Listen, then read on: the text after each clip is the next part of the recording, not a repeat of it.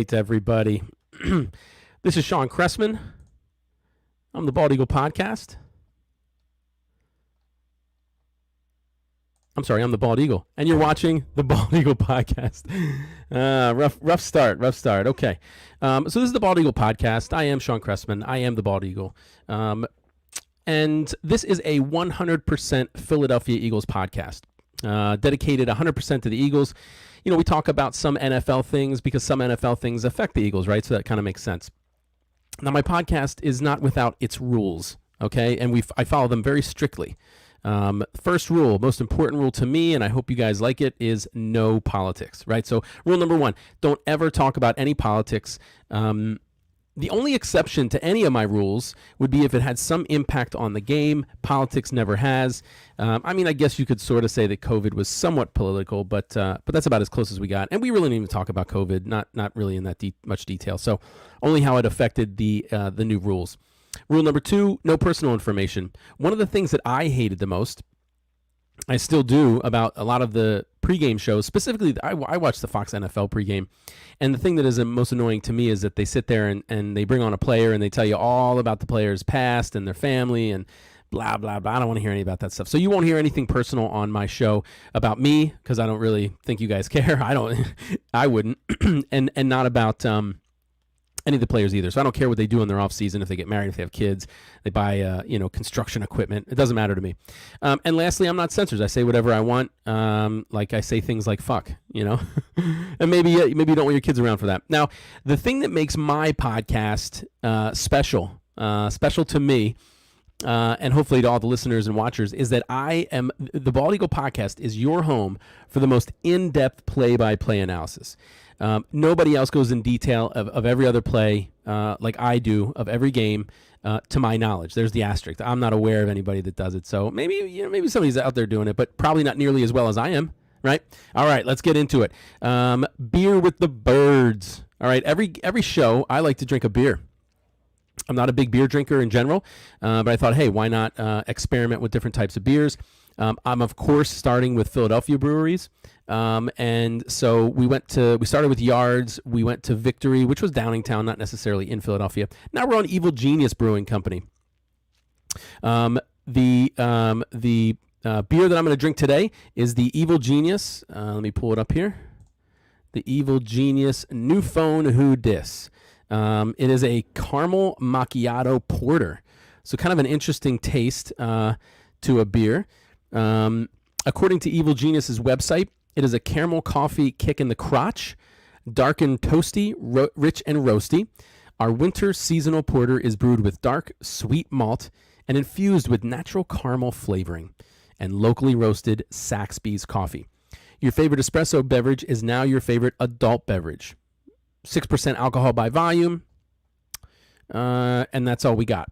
So if you have a chance, if you listened to last week's episode, you knew I was going to drink this, and maybe you went to your local, brewer, I don't know, distributor or whatever. I'm fortunate to live in the Lehigh Valley, so there's an awesome place, rated number 1 in the country, I guess, for different types of breweries. It's called Shangy, so it was easy for me to get a bunch of Evil Genius beer. Hopefully it's as easy for you, and you have one with you, and we're enjoying it together, right? I always like to say go Birds, which, by the way, I started saying before the season started, so the Eagles took that from me. So grab your Evil Genius New Phone Who Dis Caramel Macchiato Porter right there, Instagram, and enjoy. That absolutely has a caramel coffee taste. That's pretty good.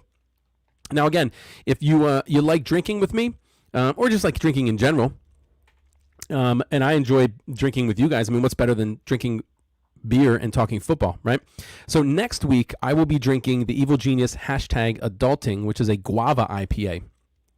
So again, if you are, I guess, in the area, or if you have a local beer distributor that carries mini microbreweries or whatever you want to call Evil Genius, they're not a huge one, right? Go get yourself an Adulting, a 6-pack, a case, a single, whatever you can get, and save it for next Wednesday when we drink together. All right? All right. So that's the end of that segment. Let's get to our Bald Eagle countdown. I like to count down to something, and then I'll list all the other things we're going to count down to. Of course, during the season, right, it's pretty obvious what we're going to count down to. In 4 days, we play the Detroit Lions at Ford Field, Detroit, Michigan. That is Sunday, October 31st at 1 p.m. Now, we are currently 2-5. We are tied for second, third, and last place in the NFC because we're all 2-5. And I'll tell you how we got there. Started off the season great. On September 12th at 1 p.m., we beat the Falcons 32-6. That made us 1-0. Week 2, we lost to the 49ers 11-14. That made us 1-1. Week 3 on Monday Night Football, pretty embarrassing. We lost to the Cowgirls 41-21. That made us 1-2. Week 4, we lost to the Chiefs 42-30. Made us 1-3. Week 5, we got our second win of the season. Beat Carolina 21-18. Week 6, we lost on Thursday Night Football to the Super Bowl champion Tampa Bay Buccaneers, 28-22. Much closer game than I would have expected. That made us 2-4. And then last week, this most recent past Sunday, we lost to the Las Vegas Raiders, 33-22. That made our record 2-5. Current NFC East standings: Cowgirls. I dare not say the cow other word. It's always Cowgirls. They are in the lead of the pretty sizable lead at 5-1. They had a bye this past week, which I think is great because now they have a long stretch before getting into the playoffs, which opens them up for sure they were able to heal the last week, but that opens them up for injuries for the next few weeks, which I would much rather be healthy going into the playoffs than healthy coming out of the beginning of the season. Anyway, so they're leading the NFC East 5-1. Probably every betting man's odds to win our division. Washington, us, and the New York Giants are all tied at 2-5. Washington technically is in second place because they have the better division records. We're in third, and the Giants are in fourth. The Giants are the only one that won this past week, so they're 2-5. Week 8. This coming weekend, right? We have a Sunday, October 31st, 1 p.m. at Detroit. Now, we're going to skip over our schedule for a second. The next deadline to be aware of is next Tuesday, the 2nd, at noon Eastern time is the trade deadline. So if you were hoping that we would trade for somebody, I don't know who you would want, but we have to do it before noon Tuesday, the 2nd. Then week 9 starts Sunday, November 7th, 4:05. We play the Chargers at home. Week 10, Sunday, November 14th, we play Denver in Denver, 4:25 p.m. Week 11, Sunday, November 21st, 1 p.m. at home against the Saints. Week 12, Sunday, November 28th, 1 p.m. at the New York Giants. Week 13, Sunday, December 5th, 1 p.m. at the New York Jets, so back-to-back games at the Meadowlands. Week 14, the latest bye in the NFL, along with a handful of other teams. Colts, Dolphins, and Patriots. Week 15 is a to-be-determined game. It should either be, I'm assuming it's going to be Sunday the 19th. Not sure what time. I guess it could be Saturday. That's what it says, to be determined. But we play Washington at home. And we are one of 5 games that are to be determined that week, so I'm not sure what's going on. Week 16, Sunday, December 26th, 1 p.m. at home against the Giants. Week 17, Sunday, January 2nd, 1 p.m. at the Washington football team. And week 18, Sunday, January 9th, 1 p.m. at home against the Dallas Cowgirls. Hey, what's going on, Ryan? Thanks for watching/listening. Okay, I mentioned that we have a week 14 bye. Dallas just had their bye week 7. Washington has their bye next week, and the Giants have theirs the following week 10. Postseason, the wild card weekend, Saturday, Sunday, and now Monday, January 15th, 16th, and 17th is going to be the first time we have a primetime game in the wild card. A weekday game, actually, because sometimes the games are at night, right, on a Saturday or Sunday. Divisional playoffs, Saturday, Sunday, January 22nd, 23rd. Championship games are Sunday, January 30th. And then Super Bowl 2056 is February 13th, 2022 at SoFi Stadium in Inglewood, California. Okay, so let's do a quick draft recap. I like to do this just again to remind you who we drafted and also to remind you who we have. And there's been a slight change with a recent trade that we made with the Jets, right? So we now have, and I think I said 11 last week, and I'm going to correct myself. We had 10 because I didn't count the fact that we lose one of our 6-rounders. But now we have 11. So if I said 11 last week, I was right. I could predict the future. Go Birds. So now we have 11 picks in the 2022 NFL Draft. We have 2 first-rounders. One of those is from Miami, so the worse that Miami does, the better that picks become. So let's just keep hoping they keep losing. We have 2 second-rounders. Now, one of those second-rounders is from the Colts, can become and is on track to become another first. So we, as of today, are on track to have 3 first-round draft picks. And if we keep playing shitty, we're going to have 2 really high ones. We have a 3rd rounder, a 4th rounder, 3 fifth rounders. We have 2 6th-rounders. One of those can become a 5th if Joe Flacco plays 50% of the snaps in at least 4 games with the Jets. And then one of those 6th-rounders, we have an additional 6th-rounder, and that one leaves. That goes to Jacksonville for Gardner Minshew. However, that can become a 5th if he plays 50% of the snaps in 3 games this year. That has become increasingly more likely now that he is a second-string quarterback. And our third-string quarterback was an undrafted free agent with no playing time. So Gardner Minshew is solidly our second stringer. So heaven forbid something happens to Hurts, he's going to get playing time. As a reminder, the most recent draft, wave to people on the gram. The most recent draft, we had 9. Our first round draft pick, 10th overall, was Devontae Smith, from a wide receiver from Alabama. Round 2, 37th overall, Landon Dickerson, center from Alabama. Round 3, 73rd overall, Milton Williams, defensive tackle from Louisiana Tech. Round 4, 123rd overall, Zech McPherson, corner from Texas Tech. Round 5, 150th overall, Kenneth Gainwell, running back from Memphis. Round 6, 189th overall, Marlon Tuipulotu, defensive tackle from USC. Round 6, 191, first overall, Tyree Jackson, defensive end from Coastal Carolina. Round 6, 224 overall, Jacoby Stevens, linebacker safety from LSU, only draft pick to not make the active roster. And round 7, 234 overall, Patrick Johnson, outside linebacker from Tulane. And we did draft a handful of sign a handful of undrafted free agents, but Jack Stoll, tight end from Nebraska, was the only one who hung around and actually is seeing some playing time. Okay, let's get to the most in-depth play-by-play analysis anywhere. Okay, so we played the Las Vegas Raiders at Allegiant Stadium this past Sunday. They won the coin toss. They deferred. We received. They kick off. We start the game 1st and 10 on our 33. Hurts in the shotgun, throws a pass to the right to Devontae Smith. He had good protection. It was a quick, accurate pass. But Smith, who struggled against the Raiders, dropped it. So that drop brings up 2nd and 10 on our 33. We run Sanders to the left for 3 yards. On top of that, there was defensive holding. So we get 1st and 10 on our 41. We run Sanders to the left for 5 yards again. Offensive line does a great job blocking for him, opens up holes. 2nd and 5 on our 46.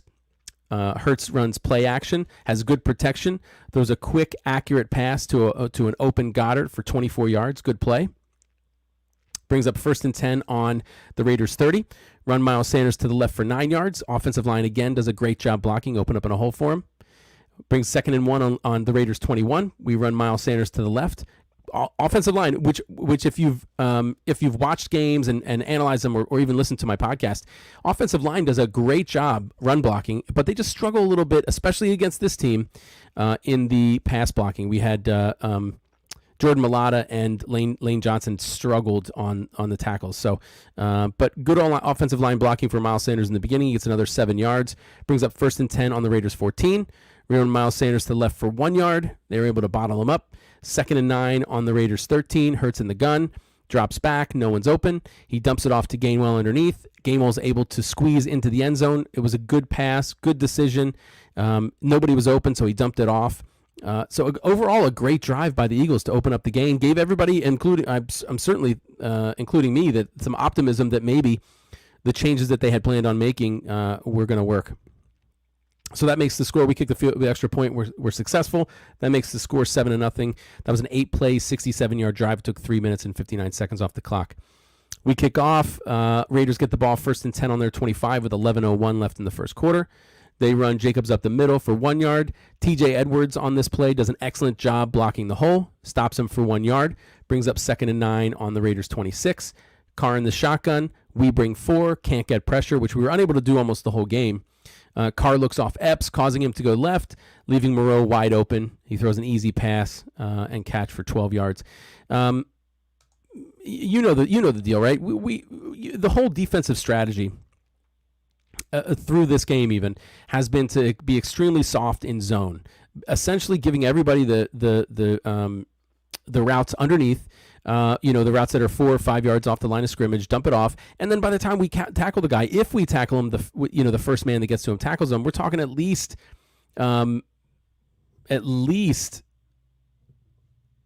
6, 7, 8 yards of a gain.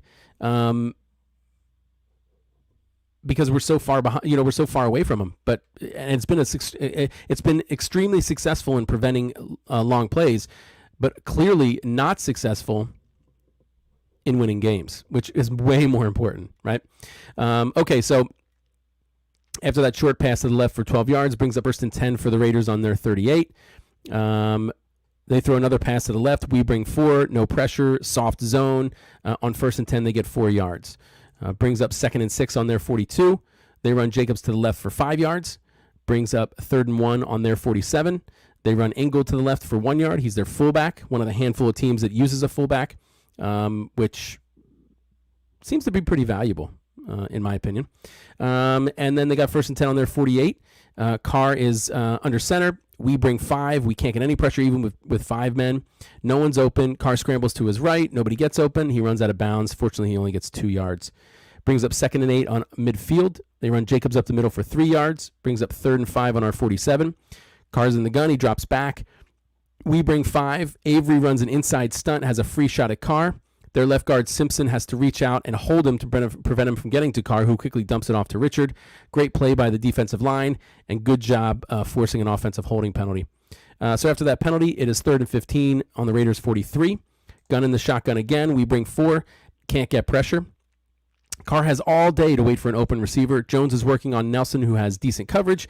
Carr's pass is placed well. Jones is able to jump up and catch it. Nelson doesn't turn around, can't make a play on the ball. That's a 43-yard toss. So, not bad coverage, just, no real, play on the ball. It seems like a lot of corners in the NFL now, they avoid turning around to try and make a play on the ball, and they're more in favor of focusing on the receiver and then trying to knock it out when he catches it, which I don't think is a successful. I don't know how successful it is, and I guess it varies player to player, but it was unsuccessful. It's unsuccessful for us. We're not successful with defending the pass. So after that 43-yard pass, it's 1st and 10 on our 14. Carr in the shotgun again, throws a screen to the left to Moreau. Maddox does an excellent job shedding his block. He was being blocked by wide receiver Renfro. He makes a tackle, and it's a 1-yard loss. So good play by Maddox, who's had a handful of good plays. He's still not the best coverage guy, but does well coming up and hitting people. So 2nd and 11 on our 15. Carr in the shotgun again. Throws to the right to Jacobs. We bring 4. Sweat is able to bull rush Parker, who has to hold him to prevent him from getting to Carr, who's able to complete the pass to an open Jacobs, even though Sweat's in his face. But again, offensive holding. So that brings it 2nd and 21 on our 25. Carr in the gun again. We bring 4. Can't get pressure. Nelson is man on Renfro. Gives him a good big 5-yard cushion. Throws it over the middle to Renfro, a 16-yard completion on 2nd and 1, brings up 3rd and 5 on our 9. Carr's in the gun, he drops back. We bring 4. Hargrave bull rushes their left guard Simpson. Inside, then releases, putting pressure on Carr, who rolls right, dumps it off to Richard, but the pass is behind Richard, who was open, and he reaches to catch it with his right arm. It's tipped in the air. Maddox is right there to grab it, and we get an interception and prevent the score. They were on the 9, so odds are that was at least a 3-point interception. Not the best coverage, but good job at being in the right spot, right, at the right time. So that turnover brings it, we get 1st and 10 on our 4 with 4:39 left in the first quarter. Hurts in the gun again, play action, has good protection. There's a quick, accurate throw over to pass to Smith, who drops it. So second drop in a row for Devontae Smith. Not, being upstaged by Jamar Chase right now, right? Jamar Chase is the top receiving rookie in the league, right? Quickest guy to get to 700 yards or something in his first 7 games, or the most yards in the first 7 games. Not that we should have taken him, right? Because Burrow is a little more tenured, right, than Hurts. But anyway, so that incompletion brings up 2nd and 10 on our 4. Hurts in the gun again, has good protection. There was a quick, accurate pass to Devontae Smith. This time he catches it for 8 yards. The outside receiver is Sanders. He runs deep. Smith cuts right, which is outside, creating nice space and separation. So good route, good play for 8 yards. So that brings up 3rd and 2 on our 12. Hurts is in the gun. He drops back. He's looking left, feels their defensive end Crosby bull rush Lane Johnson into him, so he scrambles right. Now, if he had stood in the pocket, Smith was open over the middle. When he turns the corner, Goddard's open. He could dump it off. But instead, he keeps the ball, lowers his shoulder, and gets hit by Perryman and Littleton, which, it's a first down. But you know me. I don't want my quarterbacks to run. Not that I don't want them to run at all. I don't want them to run often, and I don't want them to lower their shoulder and hit other players when they run because they're not used to getting hit, and they're generally not. They're much more fragile than the average player. So gets a first down, but I would have preferred him dump it off to Goddard or even stood in the pocket and thrown it to Smith. So that brings up 1st and 10 on our 17. Hurts in the gun again. He runs to the left for 7 yards. It was a planned run. Brings up 2nd and 3 on our 24. Miles Sanders up the middle for 5 yards. Brings up 1st and 10 on our 29. Hurts in the gun again. Throws a screen to Miles Sanders. Now, Sanders didn't do anything wrong necessarily. He followed his blockers. You're supposed to picture your Miles Sanders and you see guys out in front of you. You're supposed to follow the backs of your blockers, right? Because that makes sense, right? That means you're putting yourself in between. You're putting a blocker in between you and the defender. Now, and he goes the right way. He follows his blockers. However, if his vision would have been a little bit better outside. Inside to the left, he's got a ton of space. If he just happens to see it, plants his right foot and goes, I'm not sure how many yards he would have gotten, but significantly more than losing 3. Unfortunately, he goes outside, follows his blockers, and Perryman's able to cut through the blockers and tackle him for a 4-yard loss. And on top of that, Miles Sanders was injured on this play, which is, in my opinion, devastating because we actually started running the ball, and I think he's one of the best backs in the league. I've said it almost every podcast, and now we don't have him. All right, so that brings up 2nd and 13 on our 26. Hurts is in the gun. He drops back. Initially good pressure, but their defensive end, Ngakui, and I'm going to guess at that name probably 10 times throughout the podcast, gets around Malata, who had a rough game, hits Hurts' arm as he's throwing. The ball is short, falls to the ground. Should have been intercepted, but Littleton drops it. So fortunately, that falls incomplete. That brings up 3rd and 13 on our 26. Hurts in the gun again, throws a screen to Gainwell. Ngaku, if I'm saying that right, goes right around Malata again, untouched, able to knock the ball down. Malata doesn't even chip. Malata just goes straight out to the second level trying to block for Gainwell. But what's the point? What's the point of blocking if you're not going to chip Ngaku, their defensive end, and let him run in and disrupt the pass? So after that incompletions, 4th and 13 on our 26, we punt. Raiders get the ball 1st and 10 on their 28 with 54 seconds left in the first quarter. Carr drops back, throws a pass short right to Ruggs. We bring 4, no pressure. Slade does a good job with an open field tackle right after Ruggs catches the ball, limits the gain to 2 yards. Brings up 2nd and 8 on the Raiders 30. Carr is in the gun again. I'm sorry, he's not in the gun. He's under center. Play action. Carr rolls right. We're unable to get any pressure. Renfro has a step on Eric Wilson, throws a quick, accurate pass for 8 yards, and that is the end of the quarter. Go Birds.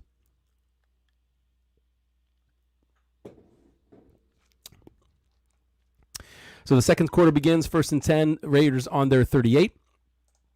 Carr under center, drops back. We bring 4. We are unable to get pressure. I don't actually think, we got a little bit of pressure, but no, I don't think we had any sacks. Coverage is good downfield. Carr dumps it off to Jacobs underneath, who runs for 8 extra yards. We're in that great soft zone, so that's a 13-yard completion. Brings up 1st and 10 on our 49. Carr drops back again. Throws a screen to Moreau. Wilson and Singleton do a great job recognizing that it's a screen and tackling Moreau for no gain. It's a good play by those guys. 2nd and 10 on our 49. They run Kenyon Drake to the right. He gets 12 yards. One of the problems so you may have read it on, I don't know if you guys follow somebody Jake Berman, the guy I think he's the Inquirer. And they mentioned it. I've mentioned it. I wanted us to draft a Micah Parsons. And of course we didn't. Our biggest weakness on defense is, I don't know if I'd say our biggest, but tied for our biggest weakness is our linebackers.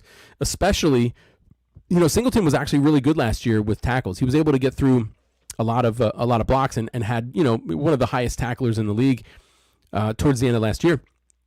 Not doing as well this year. We struggle to shed blocks. The reason that the majority of the running backs are able to get as many yards as they can is because their linemen are able to easily, or tight ends are able to easily come down and block us on the second level. You get our linebackers blocked, and that's a good 8+ yards almost guaranteed. And that's what happened on this play for 12 yards. So that brings up 1st and 10 on our 37. They run Drake up the middle again for 9 yards. Edwards and Taylor, the linebackers, are both blocked. Marcus Epps actually makes the tackle. And on the last one, Epps made the tackle on that one too. You should not have your safety should not be your run tacklers, right? They shouldn't have a lot of tackles. That's not really their job. So that brings up a 2nd and 1 on our 28. They run Drake to the right for 4 yards. Brings up 1st and 10 on our 24. Carr this time drops back again. We bring 4. Can't get pressure. He throws a pass to the left to Renfro for 6 yards. Brings up 2nd and 4 on our 18. Carr is under center, drops back, fakes to Jacobs. We bring 4. We cannot get any pressure. Carr throws a great pass to Moreau. He's covered really well by Epps. Epps just doesn't look around, doesn't make a play on the ball. Moreau catches it for a touchdown. So, that's a struggle. That's frustrating for me where they have good coverage, which I think is the most, obviously is the most important thing. If you're right next to the guy, right, you should have a chance. But they don't turn around. Epps doesn't turn around, doesn't make a real good play on the ball, and he gets a touchdown, and Moreau gets a touchdown right in front of him. They kick the extra point. It's good. That makes the score 7-7. It was a 9-play, 72-yard drive that took 4 minutes and 40 seconds off the clock. Tie game. So not so bad so far, right? So that brings, they kick off. We get the ball 1st and 10 on our 25 with 11:14 left in the first half. Run Gainwell up the middle for 2 yards. Brings up 2nd and 8 on our 27. Hurts is in the gun. It's a run pass option. He keeps it. Throws a quick, accurate pass to Smith, who drops it. I think that was the 3rd drop that he's had so far. It was a little behind Smith. You think to yourself, wow, it should have been a better pass. But when you look at the tape, if the pass was easier for Devontae Smith to catch, that would give their linebacker Littleton a chance to knock it down or possibly intercept it. So the way the lane that Hurts had to throw it to was accurate. It was a good throw. And to be honest with you, your 1st-round draft pick, 10th overall, Heisman winner receiver should grab those, right? That's the kind of catches he should make. That's what you're paying him for. But he doesn't. He drops it, and that brings up 3rd and 8 on our 27. We run Gainwell to the left for 7 yards. Offensive line does another good job opening a huge hole. We call our first timeout. 10:26 left in the half. 4th and 1 on our 34. Hurts runs a sneak, gets 1 yard. 1st and 10 on our 35. We run Gainwell up the middle for 1 yard. Brings up 2nd and 9 on our 36. Hurts is in the gun. He drops back, fakes to Scott. Ngaoku gets inside Malata, forces Hurts to roll right. Hurts finds Smith wide open, throws a decent pass for 20 yards.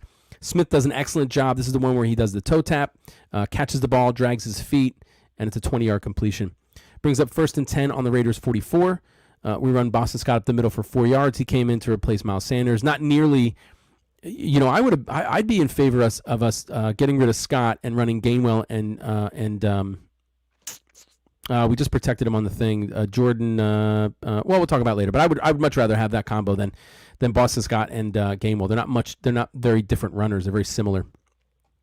Boston Scott might be a little bit thicker, right? So he might be able to hit harder. Okay, so that 1 yard run brings up that 20-yard completion brings up 1st and 10 on the Raiders 44. We run Boston Scott up the middle for 4. Brings up 2nd and 6 on the Raiders 40. We run Boston Scott to the right for 3 yards. Brings up 3rd and 3 on the 37, and Dickerson false starts. So, false starts are going to happen on occasion, right? And it sucks. But on 3rd and 3, that's one of the worst times. Any 3rd down, especially a short 3rd down. 3rd and 3 is much more manageable than what we were at 3rd and 8. So change the play, right? Because now we got to get more yards. And Hurts is in the gun. He drops back. Malata and Johnson get beat outside. Hurts tries to step up, can't, and he's sacked by guess who? Ngaoku. And it's a 7-yard loss on 3rd and 8. So we got the ball on the Raiders 49. We got a punt. Raiders get the ball 1st and 10 on their 4 with 6:04 left in the half. Carr in the shotgun. We bring 4. Don't get any pressure. We're in a zone. So Avery is covering the zone that Edwards is in. He drops Edwards to stay in his zone. Edwards gets wide open because the McLeod, can't converge fast enough. McLeod does go for the interception, so he could have been there in time maybe to knock it down, but not quite. So that was an 18-yard completion. 1st and 10 on the Raiders 22. They run Jacobs to the right for 3 yards, brings up 2nd and 7. Raiders on the Raiders 25. Carr in the shotgun again. We rush 5. We can't get to Carr in time. Slay is man on Ruggs, who runs a 10-yard hook. So a 10-yard hook or a 10-yard curl. Essentially, they go 10 to 12 yards, turn around and come towards the quarterback. Carr throws a quick, accurate pass. Of course, there's that big cushion that Slay gives. So that's an 8-yard completion, 1st and 10 on the Raiders' 33. They run Jacobs to the left for 9 yards, brings up 2nd and 1 on their 42. They throw a screen to Renfro for 10 yards, brings up 1st and 10 on our 48. They put Marcus Mariota in there, and he fakes to Jacobs. Everybody goes to the left, assuming that Jacobs has the ball. And on 1st and 10, he's able to run to the right for 4 yards. Could have gotten much more if he was faster, but he's a quarterback, right? So that brings up 2nd and 6 on the 44. Carr's in the gun again. We bring 4. No pressure. Carr throws a quick pass to Ruggs. Epps is in the perfect position, but so if Epps does nothing, he's right in the way, and the ball, he maybe even gets an interception. But I guess I don't know if he's reading Carr's eyes. I don't know where he thinks Carr's going to throw the ball because there are no receivers to his left. But he jumps left. Maybe he thought Carr was going to throw it earlier. I'm just guessing at what he was thinking. But Epps jumps left, and when he does that, Ruggs keeps running his pattern across the field to the right, to Epps' right. He's wide open, and it's a 10-yard completion on 2nd and 6. Could have been, had he just stayed put, would have made the throw significantly more difficult. Might even, if Carr passes the ball like he does after he moves, easily intercepted, at least knocked down. But just a bad play by Epps, unfortunately. So that brings up the 2-minute warning. They have the ball 1st and 10 on our 34. Carr throws a pass to the left to Jacobs. We bring 4, no pressure. They run deep routes on the left side of the field, which creates a lot of space for Carr to dump it off in the left flat for Jacobs. So Jacobs just goes out into the flat. They take all of our corners deep with them. So there's a big void there, and he goes over there, gets 6 yards. Brings up 2nd and 4 on our 28. Carr in the shotgun again, throws a screen. It's easy for me to say, right? I played, but of course I never played at this level, or podcasts would be way more popular. But our linebackers don't even recognize that it's a screen until the ball's in the air. What about all the linemen running down the field? A screen pass is real easy to recognize if you're a linebacker. Maybe not so much as a defensive lineman because you think you just had a good play and you got around your man. Next thing you know, everybody got around their man because those guys are blocking. But if you're a linebacker and you see all your men get in and those linemen group up and start towards you, that's a screen. What do we got here? I'm guessing all those injuries are for who not to be blamed. Yeah, I'd like to. I don't know. God, I hope we beat Detroit. It'd be embarrassing. We've been embarrassed a couple other times during the season. So if we lose to Detroit, not the end of the world, but I just hope it doesn't happen.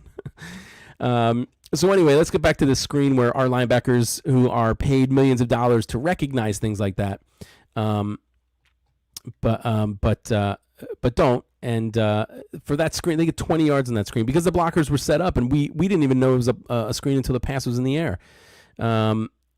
And remember our soft zone that is 10 yards off the line of scrimmage. So by the time we recognize it, we start pursuing it. It's set up. The blocks are set up, and it's a 20-yard screen. Yeah. I haven't heard any significant injury news. And the injury report isn't out for the game against Detroit yet. So, there's some people banged up, but yeah, Harris, I think for now is the one that may not play. I don't think Miles Sanders is going to play either. I think Lane Johnson with his ankle. I don't know. I don't know how severe it was. I couldn't find anything that said how severe his ankle injury was, but I don't think he'll. I don't know that we're worse off if he doesn't play, because if he plays anything like if him and Milata play anything like they did against the Raiders, it really doesn't matter. They didn't do a very good job. So, okay. So after that 20-yard screen, 1st and goal on our 8. They run Jacobs to the left. Our linebackers get caught up in blocks. He easily runs in for an 8-yard touchdown. They kick the extra point. That makes the score 14-7 in favor of the Raiders. It was a 10-play, 96-yard drive. Took 4 minutes and 26 seconds off the clock. They kick off. We get the ball 1st and 10 on our 25. 1:38 left in the half. Run Kenneth Gainwell up the middle for 4 yards, and he fumbles. Real disappointing, because I think Gainwell is, he's not on Miles Sanders level, but I think he's a great second string back. But he's got to learn how to hold on to the ball better, right? Because you can't fumble it on R25 and give them the ball. So Raiders get the ball 1st and 10 on R29, short field. Carr in the shotgun. We bring 4. Can't get pressure. throws it, dumps it off to Kenyon Drake right over the middle. Of course, he's wide open over the middle because we were in that soft zone. Easily gets 7 yards. Brings up 2nd and 3 on our 22. They run Drake this time to the left. Wilson does an excellent job shedding his block, fills the hole, and he loses 3 yards. So good play by the defense. The Raiders call their first timeout with 54 seconds left in the half. 3rd and 6 on our 25. Carr's in the gun again. We bring 4. Renfro runs an 8-yard curl. Nelson gives him plenty of cushion, as if we're not trying to stop him from scoring a touchdown. And Carr throws a quick pass, easily gets 6 yards, and a 1st and 10 on our 19. Carr in the shotgun again. Yeah. In the first quarter we did. That's one of the changes that even the announcers were talking about, is that instead of RPOing almost every play, we did dedicated runs, dedicated passes, and play action, and it was successful. Right, we were down, and so we tried to pass a lot and just to be honest with you, I wouldn't even blame Hurts for this game. Last game, Hurts struggled. Made bad decisions, threw some inaccurate passes, but he didn't do so bad this game. I would actually say our offensive line did real poorly against the Raiders, and he was under pressure often. Now, admittedly, and you'd like to think, he could have thrown the ball more quickly, but a lot of times, a lot of the receivers they were running deep routes. If he throws the ball quickly, he's throwing it to a guy that's covered or not to anybody at all. So he needed, and in some instances, he had to wait. One of the things that I would say that is probably Hurts needs to improve on a lot of things, but one of the things that I think that in my opinion his tendency is to wait or to hope for the deep play, and so I think that's hurting him. I think he's holding the ball too long. I think if he just gets a little more comfortable dumping it off more often, dropping, if you see somebody open, just getting the ball out, especially on some of the shorter distance downs, why not? But yeah, we didn't stay with the initial game plan. And in fact, one of the things that I think is hilarious is that what we heard from Nick Sirianni is all the extra time they spent, reviewing what we had done and what had been successful in the past, during the game, and reviewing what other teams are doing that's successful. But we didn't change our defense at all. Maybe we played changed some players, right? Not really, but we still played that shitty soft zone that we're no good at. That we're giving up a higher opponent quarterback completion percentage than any other team in the league, because we're giving them every play and they just dunk it down the field, and then they run, and then they get ahead of us, because they're successful with the passes, and then they run a lot, and it makes it look like our run defense sucks because we have a lot of defensive rushing yards, but we I think we're like 5th or we're 12th or whatever in the league in yards per rush. So we're really not that bad of a rush defense. It's just they rush a lot against us because they're leading in the game and they're slowing the game down. Anyway, so that 6-yard pass to Renfro brings up 1st and 10 on our 19. Carr throws a pass over the middle. Sweat beats his man outside. Cox beats his man inside. And Hargrave bull rushes his man, and Sweat hits Carr right as he's dumping it off underneath to Richard, who, of course, is open because of our soft zone. And 1st and 10, they get 5 yards. Let's see. Yeah. Well, the fumbles that I saw, so maybe he I heard that Dickerson may have hit the ball, but the fumbles that I saw, they got to Jalen Hurts. He just didn't catch them. I mean, maybe we were tipped, but they hit his hands. They hit both of his hands, the 2 fumbles. So, but yeah, we couldn't. They ran 4-man most of the time, and our tackles, Johnson, Mulata, they both struggled. And then when they brought in Dillard because Johnson got hurt, he struggled. So after that play, Raiders call their second timeout with 18 seconds left in the half. 2nd and 5 on our 14. Carr in a shotgun again. We bring 4. Can't get pressure. Drake runs into the right flat from the backfield. Carr throws it to him for a 4-yard gain on 2nd and 5. Brings up 3rd and 1 on our 10. Carr in the gun again. We bring 4. Sweat is actually able to beat their right tackle Barker. Hits Carr's arm as he releases, causing a poor throw and incomplete pass. So finally we get some pressure. Finally we stop them on 3rd down, and they have to kick a field goal. So the field goal is good. So the half doesn't end yet, but the score is 17-7. That was a 7-play, 19-yard drive with 132. It took 132 off the clock. They kick off. We get the ball with 2 seconds left in the half, and we kneel on it. So that does end the half. Go Birds.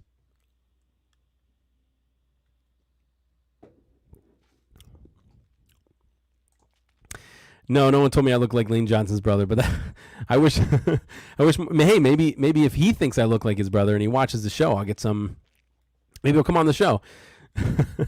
Lane Johnson's brother's show. Okay, so third quarter, 1st and 10, we get the ball on our 41. I'm sorry, the Raiders get the ball at the beginning of the half. 1st and 10 on our 41. They run Drake up the middle for 6 yards, brings up 2nd and 4 on our 35. They run Ruggs to the right for 11 yards. On this play, Ruggs goes in motion left to right. Carr's under center. He hikes the ball, immediately tosses it to Ruggs. He's able to run around the right side for 11 yards. Fortunately, this is the play where he lowers his head to initiate contact and is charged with against Marcus Epps and is charged with unnecessary roughness, 15-yard penalty. So helps us out a little bit. That brings up 2nd and 12 on our 43. Carr under center, drops back. We bring 4, can't get pressure.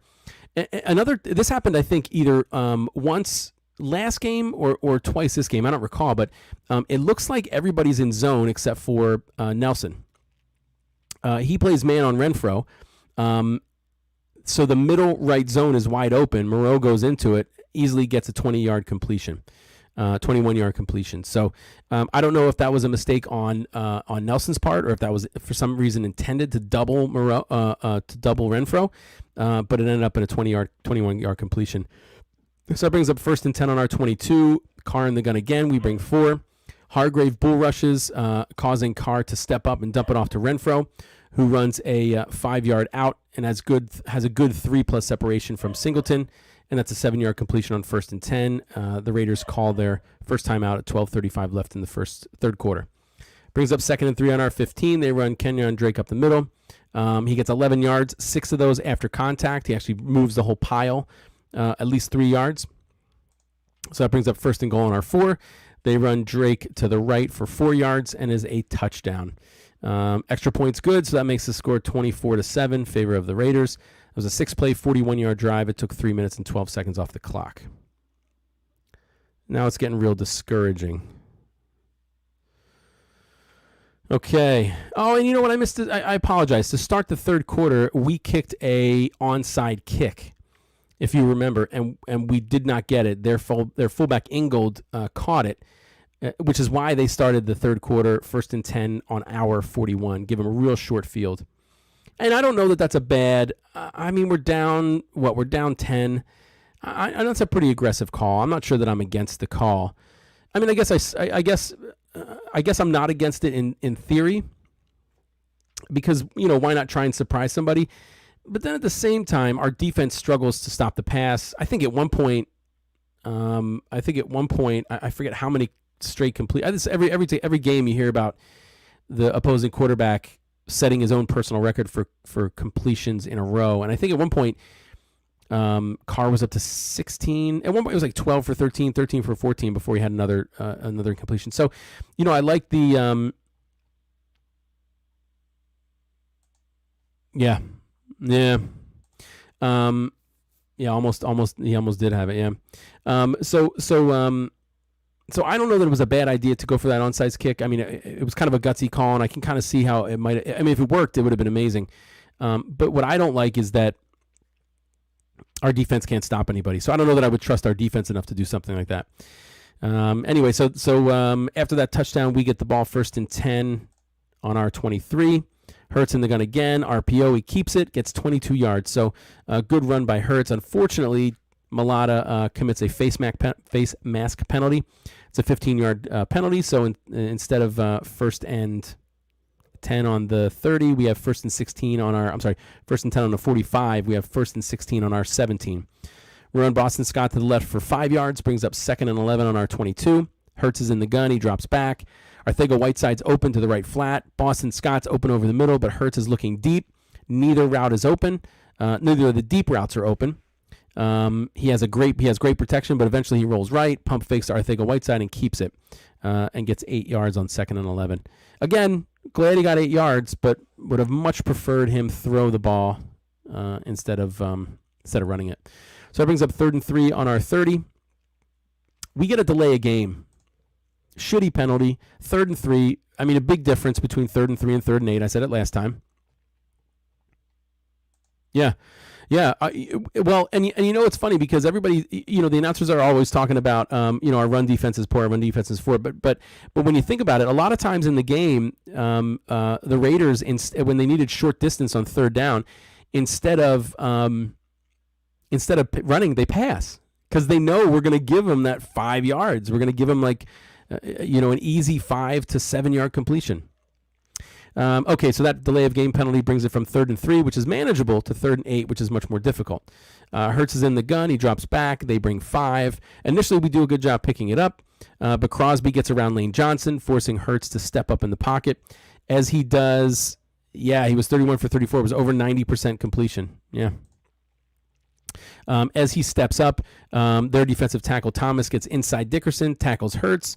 As Hurts is falling, he throws the ball to Gainwell, who's hit immediately and drops it. So, you know, a decent attempt to try and get the yardage. But and you know, I didn't look, and I should have. I didn't look at the routes that were being run. I don't know that Hurts had that much time. But you know, we got 3rd and 8. The routes need to be deep enough for us to get a first down, but they don't need to be so deep that he can't throw a quick pass on the outside or something like that. In addition to that incomplete pass, Kelsey was penalized for unsportsmanlike conduct. So we have 4th and 20 on our 13. We punt. Raiders get the ball 1st and 10 at midfield with 9 minutes left in the 3rd quarter. Carr in the shotgun. Again, we bring 4. Can't get any pressure. It looks like Nelson's playing man again while everyone else is in zone. The zone he's responsible for is the right side, wide open. Richard catches the ball on the left-hand side, 9-yard completion. 2nd and 1 on our 41. Carr in the shotgun again. They throw a screen to Moreau, 10 yards. Brings up 1st and 10 on our 31. Carr in the shotgun again. We bring 4. No pressure. We're in zone. Their trips left. Epps cheats to the left to cover the trips. Edwards run past the linebacker level to the right under Epps. No one's there to cover him. Easy 24-yard completion from Carr to Edwards. Brings up 1st and goal on our 7. Carr drops is the gun again. He drops back. We bring 4. Can't get any pressure. Carr throws a pass behind his receiver, and it falls incomplete. So one of the few incomplete passes that he threw. And it wasn't a good one. So not that he was covered, just a poor pass. Brings up 2nd and goal on our 7. They run Richard to the left for 1 yard. Brings up 3rd and goal on our 6. Carr in the gun again. We bring 4.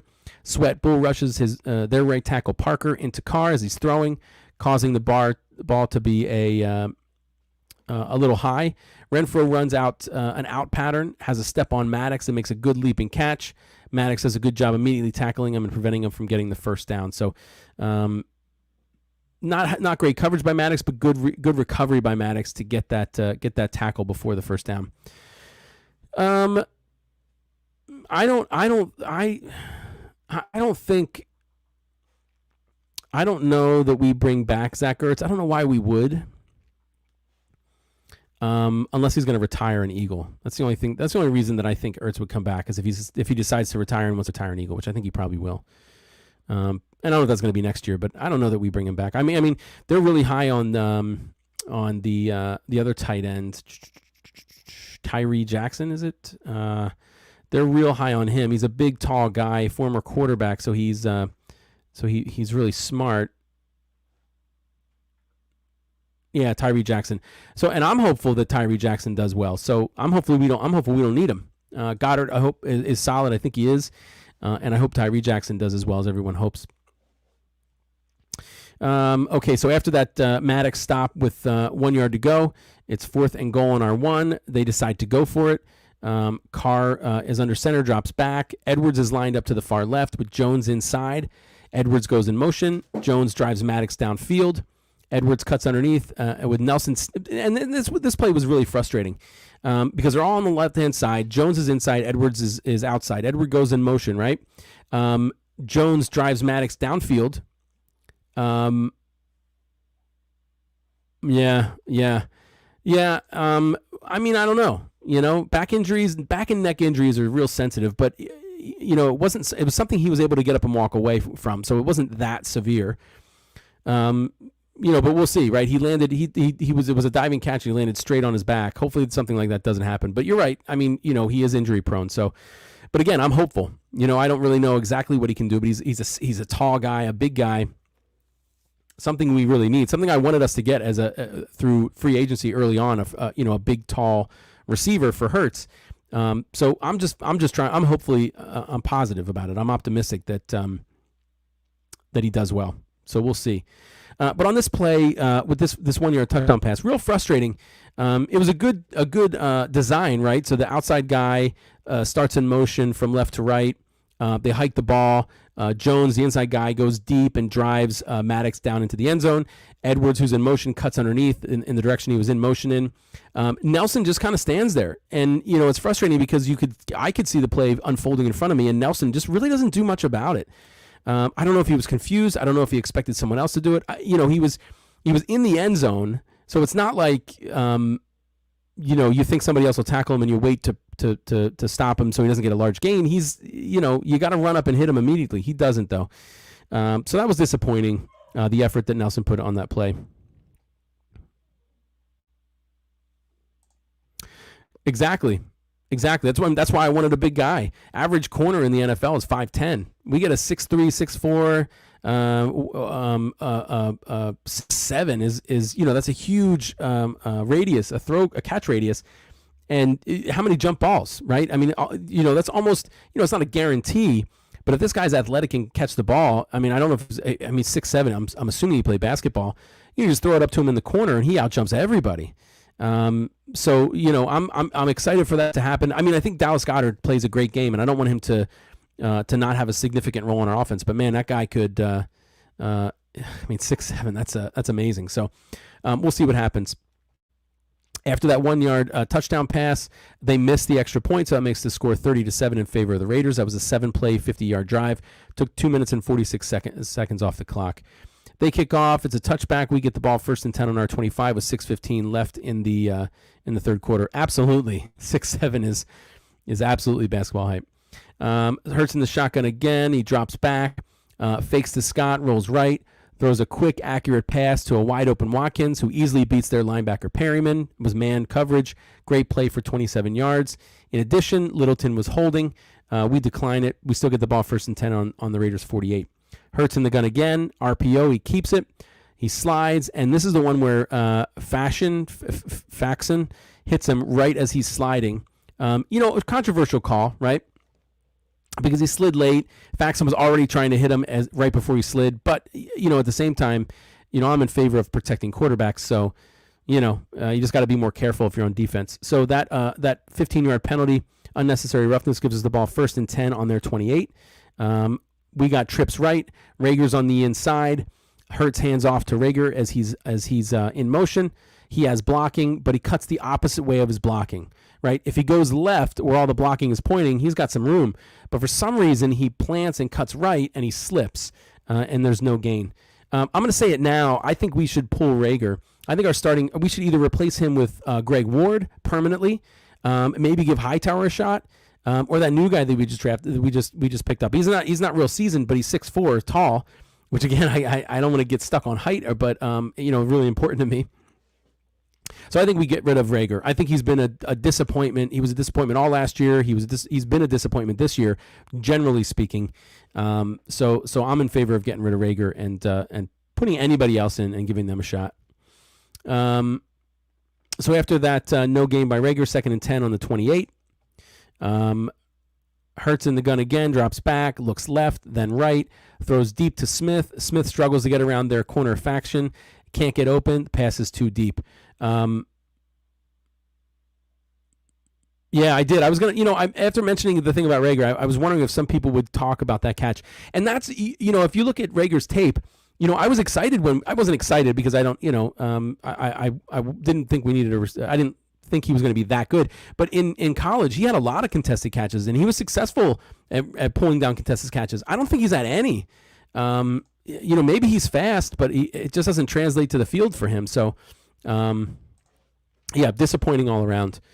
Okay, so where are we here? So Jalen Hurts, right? Looks left, throws right, deep to Smith. Smith struggles, right? So this is the problem. This was the concern I had with Devonta Smith.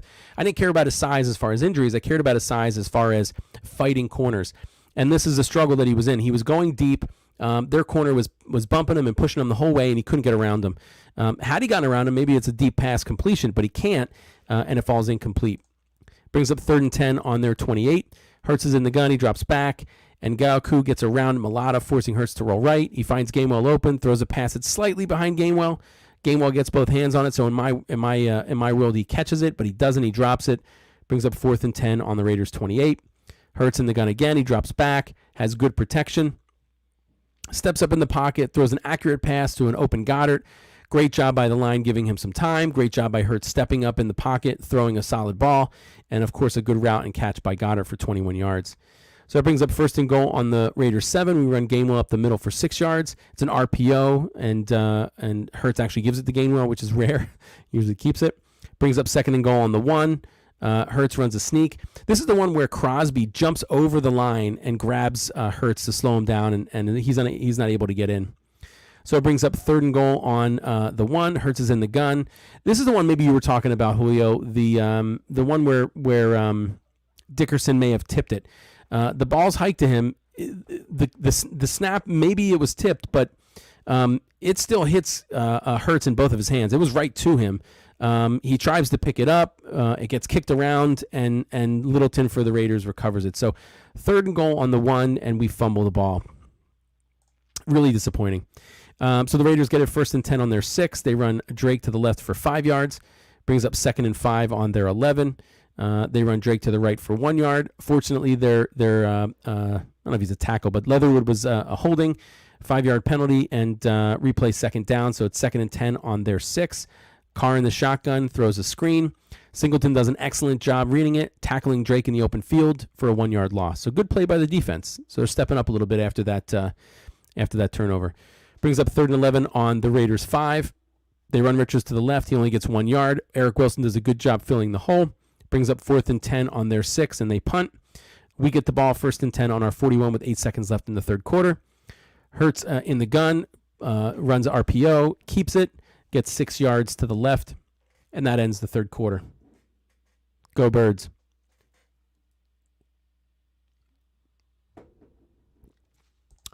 Yeah, any turnover, 3rd and 1 on the goal line, 3rd and goal on the 1. It's a real struggle that hurt, right? We start the 4th quarter, 2nd and 4 on our 47. Hurts is in the gun. He fakes to Scott, rolls right. No one's open. Now, this is easier said than done, right? But perhaps I'm giving Hurts a little bit of leeway. I'm not in the camp that says we should trade him or that we should have started Flacco or even Minshew or any of that crazy stuff. He's got to learn how to do this stuff, but right as he starts to run, Watkins comes open. But another thing that he's got to work on is that when he decides he's going to run, he's got to keep looking downfield. Oftentimes, when Hurts decides to run, he focuses on the 1st down marker, the out of bounds marker. He looks down to see who he's going to juke, and when he should run to create space or to get away from defenders to throw the ball. He shouldn't always be running to run to get yards. Now, of course, I'm complaining about him not seeing Watkins and looking downfield when he runs, but he does get 4 yards on 2nd and 4, so he does get a 1st down. But again, much rather the 1st downs come in passing from him as far as instead of running. So that brings up 1st and 10 on the Raiders 49. Hurts in the gun again, drops back, throws a deep pass to the right to Goddard. He has great protection. This one he throws, and at times he throws the ball real accurately. He throws the ball over their safety, Abram, right to Goddard. Excellent job by the line to give him good protection. Great pass by Hurts, and Goddard again, great catch and great route for 25 yards. Brings up 1st and 10 on their 24. Hurts in the gun again. They run an RPO. Hurts makes a bad decision in keeping this, even though Nassib didn't fall for the fake, right? So we know on an RPO, the quarterback is supposed to read off of the defensive end. So he looks at the defensive end when he goes to hand the ball off to, I don't know if it was, Boston Scott. And if the defensive end comes up towards him, he lets go of the ball and Boston Scott runs. And it looks like, and it's hard to say because who knows how people react if he hands it off. But it looks like Boston Scott, there was a big opening for him had he left. Boston Scott had the ball, which he should have done. But for some reason, even though Nassib had come upfield towards Hurts, he keeps it, and Nassib tackles him for only a 1 yard gain. Brings up 2nd and 9 on the Raiders 23. Hurts in the gun. He drops back, has good protection. Nobody's open. He looks left, and Scott is wide open. Could have floated a pass to him, easily gotten a first down, but he runs to the right. Again, on 2nd and 9, he gets 16 yards, so it is a first down. But again, I would have much rather him floated the ball over to Scott, and I'm confident Scott would have at least gotten a first down. I'm not sure he would have gotten 16 yards, but if Hurts floats that ball over to him, he has a significantly less chance of getting hurt. So that brings up 1st and goal on the Raiders 7. We run Boston Scott up the middle for 4 yards. If he cuts left instead of right, he might have a touchdown. But he doesn't. He doesn't. I think he actually followed his blockers on that one too, so you can't blame him. But had he cut left, if he had the vision to see that hole, who knows how many, he probably would have got a touchdown on that play. 2nd and goal from the 3, we run Boston Scott up the middle. He gets 2 yards. 3rd and goal from the 1, Boston Scott up the middle. This time he actually gets through. 1-yard touchdown. Kick the extra point. It's good. That makes the score 30-14. Raiders still winning. That was an 8-play, 59-yard drive. Took 3 minutes and 30 seconds off the clock. We kick off. 1st and 10. Raiders get it on their own 25. 11:38 left in the game. Drake runs up the middle for 2 yards. Brings up 2nd and 8 on the Raiders 27. Carr drops back to pass, fakes to Jacobs. We bring 6. Devion Taylor falls for the fake, right? So Ingold is their fullback. He lead blocks. Taylor, and then he ends up going out into a pattern. Devion Taylor falls for the run, so he comes up ignoring fullback Ingold, trying to tackle Jacobs, but they don't give Jacobs the ball. And, of course, Ingold is now 15 yards plus behind Devion Taylor. Devion Taylor realizes it's a pass, turns around, finds Ingold, and guns it towards him, but isn't able to catch him until it's a 29-yard completion. So that brings up 1st and 10 on our 44. They run Drake to the left for 7 yards. Brings up 2nd and 3 on our 37. They run Drake to the right for 7 yards. The first 7-yard completion, Hargrave and Singleton complied for the tackle. So Hargrave and Singleton must have gotten downfield 7 yards, but the second 7 yards, Epps tackled him. Right, the running back shouldn't be getting to the 3rd level. 1st and 10 on our 30. They run Richard to the left for 5 yards. Epps tackles him again. Brings up 2nd and 5 on our 25. Carr in the gun again. We bring 5. He throws a short pass, a quick one to the left to Richard. Good tackle by Rodney McLeod to limit it to only a 3-yard gain. So that brings up 3rd and 2 on our 22. They run Richard to the right for 1 yard. Good job filling the hole. Good job stopping him for 1 yard on 3rd and 2. So that brings up 4th and 1 on our 21. They kick a field goal. That makes the score 33-14 in favor of the Raiders. That was an 8-play, 54-yard drive. Took 4 minutes and 21 seconds off the clock. They kick off. We get the ball 1st and 10 on our 25 with 7 minutes, 17 seconds left in the game. Hurts is in the gun. He drops back, fakes to Gainwell, running left to right. Hurts is staring at Watkins downfield. Misses Gainwell wide open in the left flat. Initially, protection is good, but since Hurts is standing around waiting for Watkins to get open, it breaks down. Jefferson and Farrell cross stunt. Mailata and Dickerson go with Farrell, giving Jefferson a free shot at Hurts. Jefferson hits Hurts as he's throwing to Watkins. The pass is overthrown. Really disappointing because Watkins was open. Had that pass been a little less deep, had Dickerson and Mailata picked up both Farrell and Jefferson, not allowed that cross stunt to mess with them, right? And a cross stunt basically is Jefferson and Farrell initially blocked, and then they swap places, and both Dickerson and Mailata crashed right to cover Farrell, which means Jefferson comes around to the left and had a free shot. So we struggled all last year with cross stunts, with all stunts, and we're carrying it over into this year, unfortunately. All right, so that incomplete brings up 2nd and 10 on our 25. Hurts in the gun again, has good protection. There was a quick, accurate throw to Gainwell, who's wide open in the left flat. He runs for 15 yards. Brings up 1st and 10 on our 40. Hurts in the gun again. Good protection. Throws a quick, accurate throw to Devontae Smith for 20 yards. He runs a good 12-yard curl, comes back, catches it, gets a couple extra yards after the catch. So play by all around. Brings up 1st and 10 on the Raiders 40. Hurts in the gun again, has good protection. Throws over the middle Gainwell, but it's behind him, and it falls incomplete. bad pass. So, first time, right, that I've said that it was an inaccurate pass. When Hurts threw it to Watkins, who was open, he got hit, right? So it threw him off. So not a horrible game so far. Not a horrible game at all for Hurts when you look at each play. So that incompletion brings up 2nd and 10 on the Raiders' 40. Hurts in the gun again. He has good protection. Misses Reagor wide open to the right and misses Goddard wide open over the middle. Throws one over the middle to Gainwell for 7 yards. Brings up 3rd and 3 on the Raiders' 33. We run Boston Scott to the left for 5 yards. Brings up 1st and 10 on the Raiders' 28. Hurts is in the gun. Drops back. And Gallaku beats Malata deep, forcing Hurts to step up. Crosby beats Johnson inside, tackles Hurts. Hurts tries to shuffle past the ball to Scott in desperation before being sacked, but it's just not far enough. Fortunately, it falls incomplete and it is intercepted. But I guess he technically avoids a stack, so it's a good stat play. So that brings up 2nd and 10 on the Raiders' 28. Hurts in the gun again. Has good protection. Smith is open in a similar pattern on the other side of the field, but he chooses to throw it to Boston Scott over the middle for 5 yards. Brings up 3rd and 5 on the Raiders' 23. Hurts in the gun again. And Gallaku beats Malata inside, pressuring Hurts. Hurts this time, instead of running out, stands tall, throws a quick, accurate pass to Devontae Smith, who's open in another curl pattern. 6-yard completion. First down on the Raiders' 17. Hurts is in the gun again. He drops back. And Gallaku beats Malata outside again, forcing Hurts to roll right.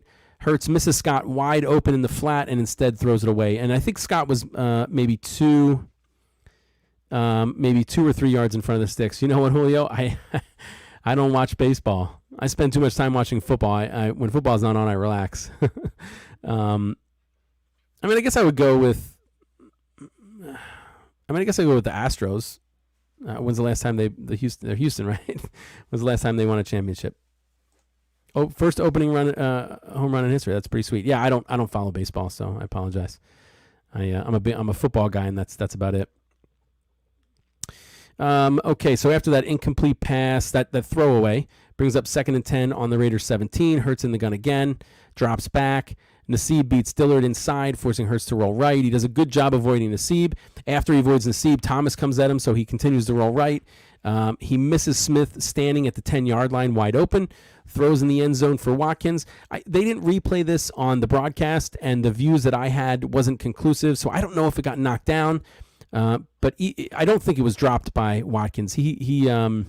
Watkins does a great job. He's probably the best receiver we have as far as hands. He's made some really good catches. Devontae Smith has too, but he's dropped a couple. So I'm thinking it got blocked or knocked down. So, but again, misses Devontae Smith wide open at the 10-yard line. So that brings up 3rd and 10, the Raiders' 17. Hurts in the gun. He drops back. Farrell beats Malata with an inside spin move, forces Hurts to roll right. He gets away from Farrell. Now he's got Jefferson bearing down on him. He throws up a jump ball. This is the one that you were talking about, Julio, right? Where there's 3 guys. Yeah, right here. This is what I'm talking about now. He throws a jump ball to Reagor. Not a real good pass. Just kind of throws it up. Right as he gets hit by Jefferson in the chest. And Reagor, like I said, known in my opinion in college for contested catches, actually jumps up, actually catches the ball, and runs in the end zone for a touchdown. So great play by Reagor. I guess a decent throw by Hurts, but just a poor job by Malata, poor game by Malata. So we decided to go for 2. Hurts is in the gun again. He throws I don't know if he's in the gun, but he drops back, has good protection, throws a quick, accurate throw to Goddard, who's wide open in the right corner of the end zone. So we succeed on the 2-point attempt, makes the score 33-22 in favor of the Raiders. That was a 12-play, 75-yard drive. Took 3 minutes and 27 seconds off the clock. Go Birds.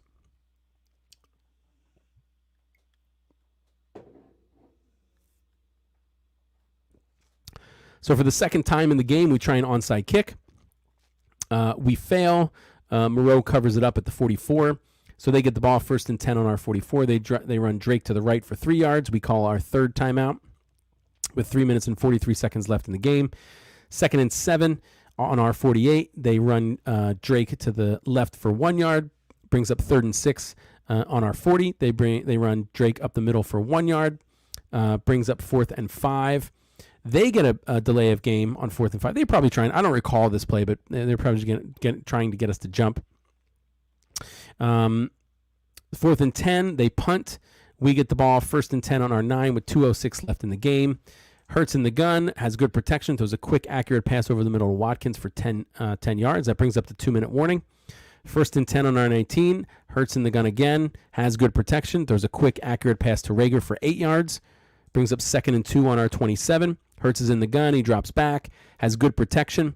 Is looking deep, but no one's open. Rolls right. Goddard turns and runs downfield and is open. Hurts throws on the run, but the pass is too far. So just inches, a couple of times, just inches away from some really good plays. Thinking about that Watkins deep throw, just a couple of feet too far. I guess I would say, I don't know if I 100% agree when Jalen Hurts says when things get rolling, it's going to be sweet. It will be sweet if things get rolling, but it's much more than just our offense.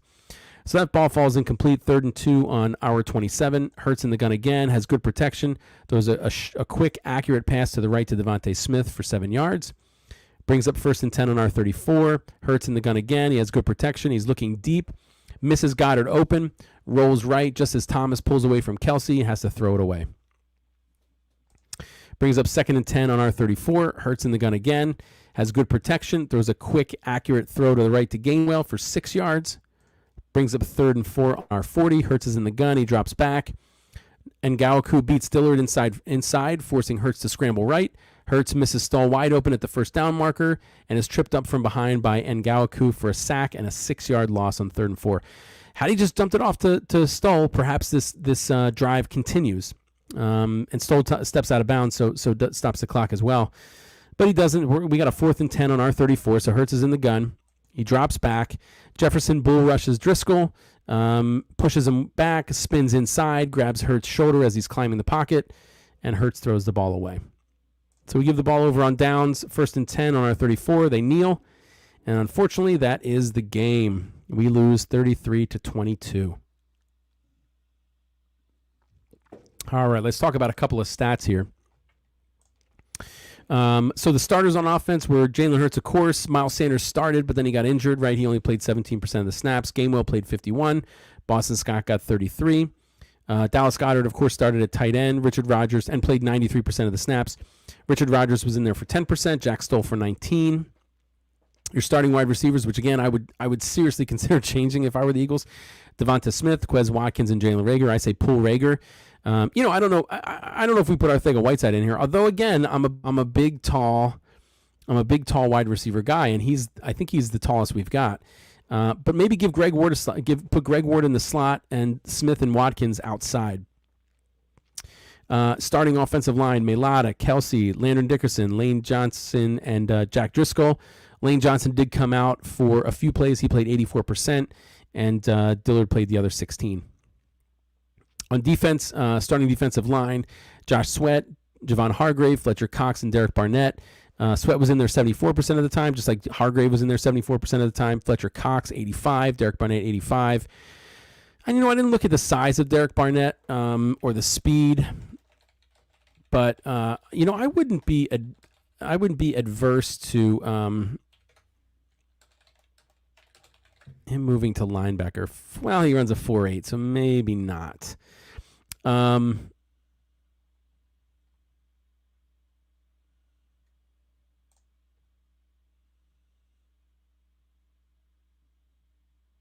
Yeah. And that's what I'm saying. Jordan Howard, right? So that's what I'm saying. I would much rather, much rather a backfield of Jordan Howard and Kenneth Gainwell than Kenneth Gainwell and Boston Scott. I think we give Howard a shot now, and we did protect him on the practice squad. So maybe they're thinking about elevating him to the active. They have until I think 90 minutes before the game to activate him. So Derek Barnett may be too slow to be a linebacker. 4.8 is awfully slow, but you never know. Hassan Reddick got 29%. Kerrigan was in there 20%. Milton Williams 27%. Teron Jackson in there 6% of snaps. Starting linebackers were Jernard Avery, Davion Taylor, and T.J. Edwards. Second week in a row that Alex Singleton has not started, but has gotten more snaps than any other linebacker. He had 56%, while Avery, the starter, had 42. Taylor had 55, and Edwards 41. And then Eric Wilson was in there for 33. Steve Nelson, Darius Slay played 100% of the snaps. Avonte Maddox was in there 71%. McLeod and Epps played 100%. And Anthony Harris was not in. He was injured. I forgot to mention Mailata, Kelsey, Dickerson, and Jack Driscoll all played 100% of the game as well. Hurts ended 18 for 34, which is a completion percentage of 52.9%. Below average, pretty poor. But this time I would say that, there were a handful of throws that were his fault, right? And he did miss a couple of receivers. But I don't know that I would say he had that horrible of a game. He had 236 yards, 2 touchdowns, no picks. He was sacked twice. He lost 13 yards on those sacks. His quarterback rating was 94.7. He also rushed for 13 times for 61 yards. It's a 4.7 average. Didn't get any touchdowns running either.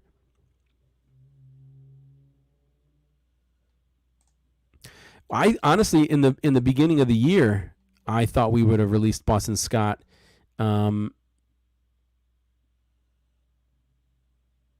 Yeah, Sanders, Gainwell, and Howard.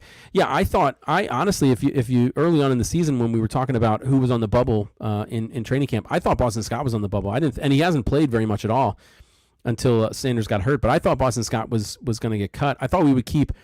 I don't remember who got injured. If it was Kerryon Johnson or the other guy that we had, but I thought we'd keep one of those guys. Not because I thought they were significantly better, but just because I knew what Boston Scott could do. He was mediocre. He played in reserve for Sanders last year when he was hurt, and he didn't do anything special. So, yeah, I thought Boston Scott was on the bubble to begin with. Okay, so Hurts had those rushing yards. Miles Sanders had 6 rushes for 30 yards, averaging 5 a carry, 1 target, 1 reception, 3 yards lost on that 1 reception. As a team, we ran the ball 32 times, which is way better than the 19 and the handful in previous times. 13 of those were by Hurts, but we did get 135 yards rushing, which is decent. Our top receiver was Devontae Smith. He was targeted 9 times, had 5 receptions for 61 yards. That's a 12.2 average. Dallas Goedert had 5 targets, 3 receptions, 70 yards. That's a 23.3 average. On third down, we were 6 for 13, which is 46.2%. Not very good. The Raiders were 3 for 9. Oh, excuse me.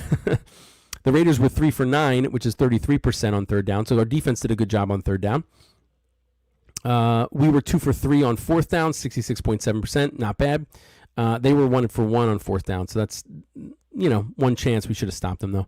Our red zone offense was 3 for 4. So when we were in the red zone, we converted a touchdown 3 out of 4 times. So that's good. The goal to go was 1 for 2. That's not bad. The Raiders were 4 for 6 in the red zone at 67%, and they were 3 for 3 in goal to go. So our defense really needs to work on that. They had more yards overall. It wasn't a significant difference. They had 442. We had 358. We outrushed them.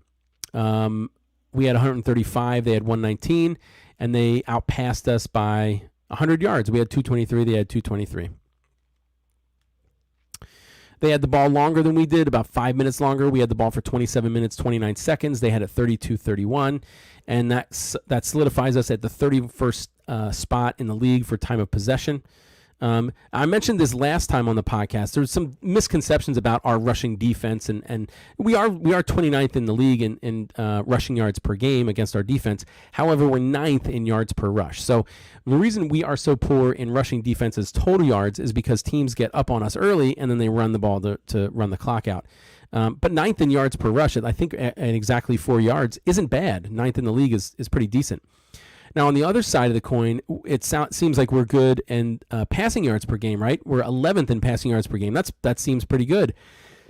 Again, teams are very efficient when they pass against us. We are 32nd in opponent passing completion percentage. Opponents are completing their passes at 74%, above 74% against us. And that includes Sam Darnold that didn't even complete 60. He was 56.8. And frankly, and Matt Ryan that was only at 60. We've had Derek Carr recently, 31 of 34. That's 91%. Tom Brady, 81%. Patrick Mahomes, 80. Dak Prescott, 80.8. Garoppolo, 73.3. We're awful because of that soft zone. Now, I know this might be a revolutionary thought, and maybe, Gannon would laugh at me for saying this, but why the hell don't we try man? Why don't we try man with 2 safeties over top? Why don't we try bumping receivers off the line to ruin all these timing patterns? Why don't we try blitzing? right? Now, when you blitz, you probably have to probably have to play zone, but why don't we try some corner blitzes? On the occasion that we've run them, they haven't been 100% successful, but we've gotten close. So how about we run some corner blitzes and we bump their receivers off the line. We chuck them real hard off the line to slow them down, so we have a little more time to get in there and get the quarterback. The only way that we're going to win games and we're going to have a good defense is if we put pressure on opposing quarterbacks and don't let them complete 80+% percentage of their passes. We need to do a much better job. Jalen Hurts also needs to make quicker decisions, and he has to settle for the short routes when appropriate, which is 3/4 of the game. He does have the fourth most time to throw at 3.01 seconds. So you could argue that our offensive line had a rough game this past game, but overall he's had more time than only 3 other people in the NFL when he's had the ball. Jameis Winston, Lamar Jackson, and Zach Wilson have had more time to throw. And in addition to having the fourth most time to throw, he has the 5th lowest completion percentage at 61.2. He's only beating Trevor Lawrence, Jameis Winston, Zach Wilson, and Justin Fields. So not a lot of not a bunch of tough people to beat. So he's got to do a better job at getting rid of the ball more quickly.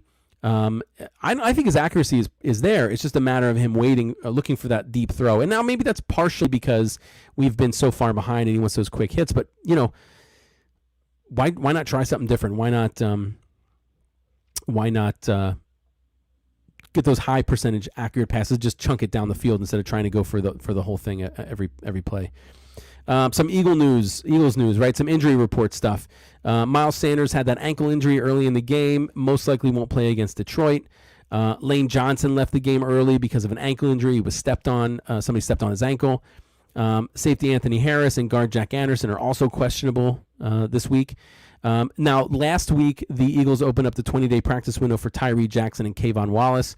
Kayvon Wallace wasn't doing anything remarkable, but it gives us some depth at safety.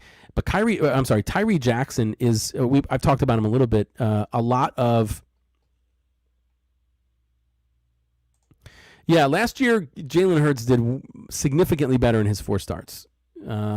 Climbed the pocket better, got rid of the ball more quickly, all around played better the last 4 games of last season than he did this year. It makes me wonder if maybe it's the coaching, right? Because Peterson was a former quarterback and maybe was able to coach him up a little bit more. But I mentioned Tyree Jackson. The 21-day practice window was open, I think maybe not 7 days ago, but it was last week. So we're running out of time for him to get onto the active roster. So hopefully he does, and he's able to make a difference.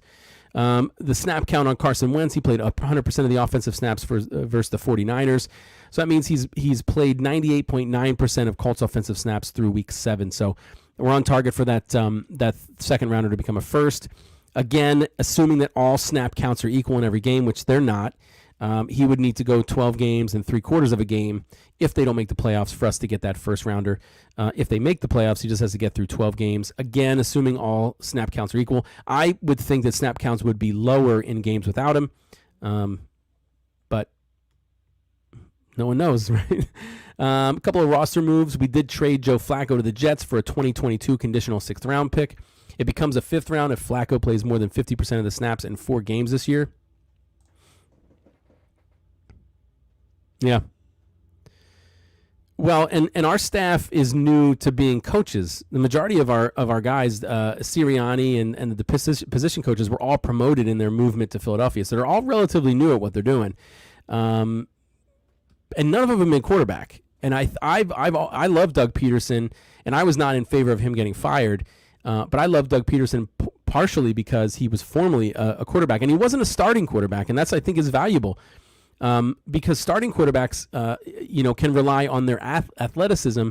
If they're just a physically gifted quarterback, they can rely on their athleticism to do well. If you're not physically gifted to the level to get that carry you to a first-string quarterback, you got to be smart, right? And to stick around the league for a long time. I'm still bummed out that we got rid of Peterson, and maybe Peterson could have done something different this year, but that's all hindsight.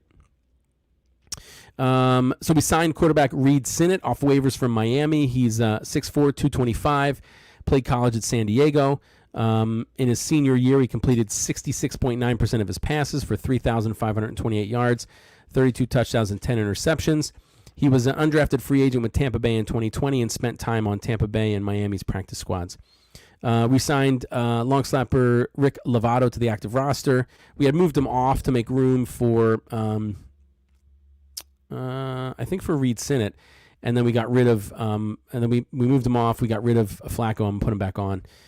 We signed safety Jared Maiden to the practice squad. He's 6 feet, 205 pounds. Runs a 4.36 40, which I think would be one of the fastest guys on the team. Started 11 of 36 games that he played in Alabama, and his final season he ranked second in the SEC with 4 picks. We released corner Michael Jaquette from the practice squad, who had he struggled all last year. I think we were keeping him on the practice squad just because of familiarity. And then we protected the following practice squad players: wide receiver John Hightower, running back Jordan Howard, safety Elijah Riley, and tight end Richard Rodgers. I'm thinking the running back Jordan Howard, hopefully Hightower instead of Rager, and Richard Rodgers make it up to the active roster, but we'll see. A little bit of NFL news. NFL is adding enhancements to the Rooney Rule. The Rooney Rule is that you have to interview a minority coach. But now you must hold one in-person interview with external minority candidate for head coach or GM. The combine is going to be moving around. I don't think Hightower was a tight end. I thought he was always a wide receiver. I'd have to look that up, but I thought Hightower's always been a wide receiver. The combine will be moving. We talked about this a few months ago. It's still going to be in Indianapolis in 2022, but in 2023, it's up for bids from Dallas, LA, or Indianapolis. And they said that the athlete experience is going to improve. I'm not sure exactly what that means. All right. Go Birds. That brings us to the Bald Eagle Fact. One of my favorite parts of the show. I get to go look back at old time stuff, right? Old things that happened to the Eagles. I'm a huge Eagles fan, so learning more about them is exciting to me. I go back to the original few years of the Eagles. I look at some of their Hall of Famers. I look at some of their draft classes all the way back to the beginning. And this time I'm going to look at the Pro Football Hall of Fame. I think the Eagles have 11 players in the Pro Football Hall of Fame. The fifth one to be inducted was Pete Pihos. We've already looked at the first 4. So we're going to go with the fifth Eagle inducted to the Pro Football Hall of Fame, and that was Pete Pihos. That's right, go Birds. Pete Pihos played college at the Indiana University. He played offensive end and fullback from 1942 to 1946. One year he did not play was 1944. He was drafted into the Army for World War II. He served in the 35th Infantry Division under George S. Patton. He was commissioned as a second lieutenant, and he was awarded the Bronze Star and the Silver Star for bravery. He was then selected by the Eagles in the 5th round, 41st overall in the 1945 NFL Draft. He didn't actually play immediately because he wanted to finish his college career. So he actually played end and defensive end from 1947 for the Eagles to 1955. The first 3 seasons that he was in the league, the Eagles made it to the NFL championship. That was 1947, 1948, and 1949. In 1947, in the playoff game against Pittsburgh, he blocked a punt that set up the first touchdown in a 21-0 win. The Eagles then ended up losing to the Chicago Cardinals that year in the 1947 NFL Championship. In 1948, his 766 receiving yards and 11 receiving touchdowns were second most in the NFL. He helped the Eagles win their first NFL championship, 7-0 versus the Chicago Cardinals, which is a rematch from the game from the year earlier, right?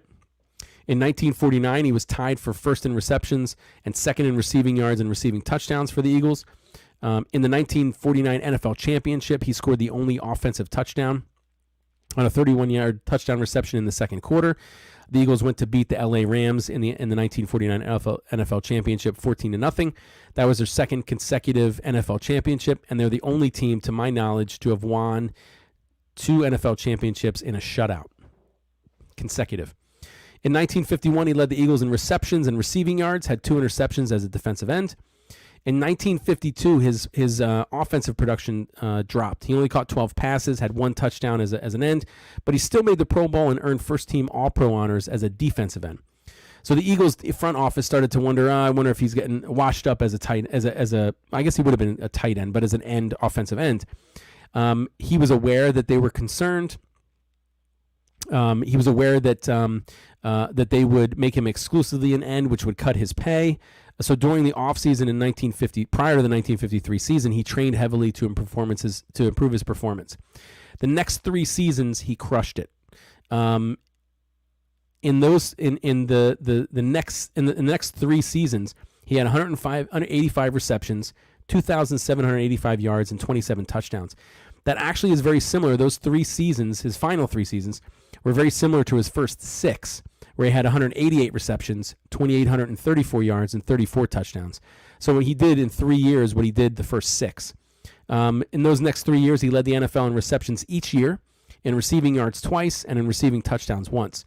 In 1953, he became the 3rd ever player to achieve the receiving Triple Crown, which means he led the NFL in receptions with 63, he led the NFL with receiving yards with 1,049, and he led the NFL in receiving touchdowns with 10.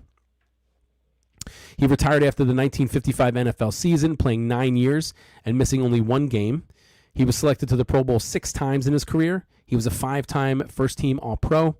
He was a 3-time NFL reception leader, a 2-time NFL receiving yard leader, and a 1-time NFL receiving touchdown leader.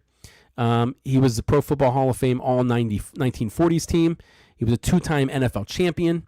He was inducted into the College Football Hall of Fame in 1966, first player to be inducted from Indiana. And he was inducted into the Pro Football Hall of Fame in 1970. No, I did not see what Deshaun Jackson said about Chip releasing him. But I'm sure it wasn't good, right? Chip Kelly made a couple of bad decisions. I mean, what LaShawn McCoy was upset that he was released too. So I don't know that anybody's real happy about getting released, right? But that is our Bald Eagle fact of the day. The fifth Eagle to be inducted in the Pro Football Hall of Fame, Pete Pihos. So do me a favor. Go to Philly Sports Alliance and watch all their shows. Like Philly Sports Alliance, follow them, comment. I appreciate all the comments I've been getting from you, Julio, and all the other people that have been commenting. I love that it's interactive. But go look up all Philly Sports Alliance's show. So Monday, and we got you all covered. We have you informed on almost every aspect of sports in and out of the Philadelphia area. So on Monday at 6, you have the Football Smack Talk show with Ryan Reese and Eric Ward. That's an all football show. Talks about the whole NFL. Mondays at 7:30, you have the Diamond Club podcast with John Hunter, Chris Lahiff, and Danny Hart. That's all Phillies. So if you're a Phillies fan, tune into that show. Tuesdays at 6:30, we have the Philly Broadcast with Ryan Reese and Ryan Finneran. That's a Philly sports show. So they talk about all 4 Philly sports, Sixers, Eagles, Flyers, and Phillies. Wednesdays at 6, you are glued to whatever social media you prefer to watch me on. The Bald Eagle Podcast, 100% Philadelphia Eagles, with the most in-depth play-by-play analysis. After my show at 8 o'clock, you got Mixed Sports. It's an all-football show with Eric Ward and Jay Landry. Eric Ward, I believe, is an Eagles fan. Jay Landry is a Cowgirls fan, so that's very interesting. But they cover the whole NFL. Thursdays at 5:30, we have Tendies on Pattison. That is a Flyers show featuring Paul Batcho, Jack Griffin, and Chris Lahiff. And last but not least, Thursdays at 7, Tables, Ladders, and Chairs, featuring Eric Ward and Joe Barry. That is a wrestling show, so get your wrestling fix on those shows. So check them all out. Look everybody up on Facebook, Instagram, Twitter, LinkedIn, Twitch, YouTube. Now, if you're going to look me up on any of those channels, is that what, yeah. Well, just like who's looking forward to the Detroit game? I can't think of his name off the top of my head. The guy who's looking forward to going back to Detroit this week. I can't think of it. Can't think of who it is. But yeah, I mean, who wouldn't want to come back and show off your team, show them what they missed out on. So yeah, do me a favor, follow all those people on Facebook, Instagram, YouTube. Again, if you search me, I'm Bald Eagle 4133 on most social media, or you have to type in the Bald Eagle Podcast. I'm not popular enough that if you type in the Bald Eagle, you're going to see some actual Eagles, not Philadelphia Eagles. So, all right, that's it for me. Go Birds.